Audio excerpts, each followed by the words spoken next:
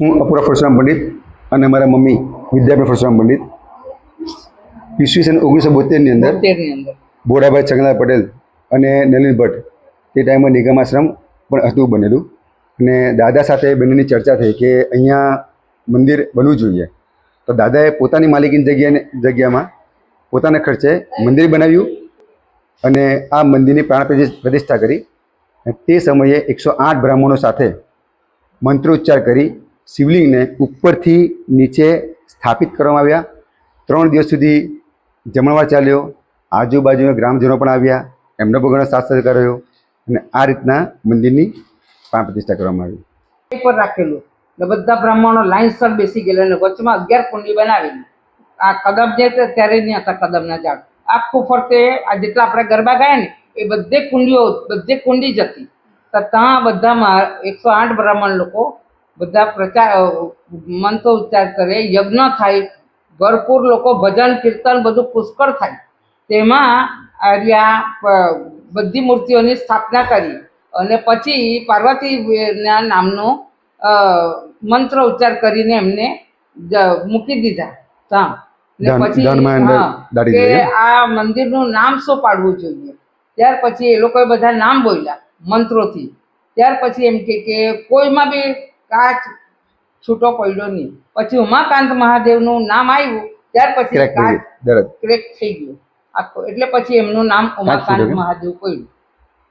હા, એ તો તમે તને પૂછું નામ પસંદ આવ્યું એટલે કાચ છૂટી ગયો ને. હા, કાચના ચૂરે ચૂરા થઈ ગયા, ઝીણા ચૂરા થઈ ગયા. બધાને નવાઈ લાગી કે આ પરફેક્ટ નામ છે, ઉમાકાંત મંદિર બનવું જોઈએ, એનું નામ આ પડવું જોઈએ, ઉમાકાંત મહાદેવ. તમે શું કહેવાય બધું પેલું ડેવલપ કર્યું, રસ્તા બનાવ્યા, કુવા બનાવ્યા, તમે બધું વસાવ્યું, ગામ વસાવ્યું. એ પાનેરાની કહેવાય. આને ભોળાનગર નામ આપો. એટલે નલિન ભટ્ટ ને એમના જે સાથી હતા બધા એમણે પછી ભોળાનગર નામ પાડ્યું. ભોળાભાઈના નામનું ભોળાનગર જ બનવું જોઈએ. એમણે સ્કૂલ બી દાનમાં આપી, જમીનો ત્યાં બી ભોળાનગરનું નામ પડ્યું.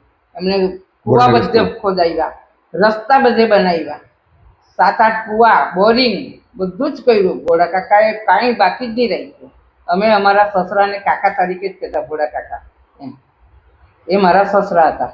23, 24, 25 અને 26ની એ પૂર્ણાહુતિ 1972ની સાલમાં થયેલું પ્રાણ પ્રતિષ્ઠા. 26 જાન્યુઆરી 26મી જાન્યુઆરી. 54 વર્ષ થયા પૂરા ને. 54 પૂરા થયા. મહારાજ રોનક મહારાજ ત્યાંથી આપણે જ્યાં વ્યવસ્થિત કરતા થઈ ગયા નાની ત્યાંથી ઉત્સાહ હોય. રોનક મહારાજના ટાઈમ પર રોનક ભટ્ટ એણે કીધું કે અહીંથી હવે આ 26 તારીખે આપણે પાટોત્સવ કરવો જોઈએ. તે ટાઈમથી આપણે એકદમ મતલબ વ્યવસ્થિત રીતે કરતા છે. હા, મહાપ્રસાદ ભોજન એક દિવસનું કરાવીએ આપણે. એક દિવસે રુદ્રિયાગ કરે, રુદ્રિયાગ. આજે 54 વર્ષ બાદ જે મૂર્તિઓની પ્રાણ પ્રતિષ્ઠા દાદા કરી હતી અને આજે એ મૂર્તિઓની વિસર્જન કરી નવી મૂર્તિઓ સ્થાપિત કરવા જઈ રહ્યા છે, એની અમારા ગ્રામજનો માટે અને ભોળાનગરવાસીઓ માટે ખૂબ જ આનંદના સમાચાર છે. અને અમે આ પ્રસંગ ખૂબ આનંદ હર્ષોલ્લાસથી ઉજવીશું. એ અમારા માટે ઘણી આનંદભરી વાત છે.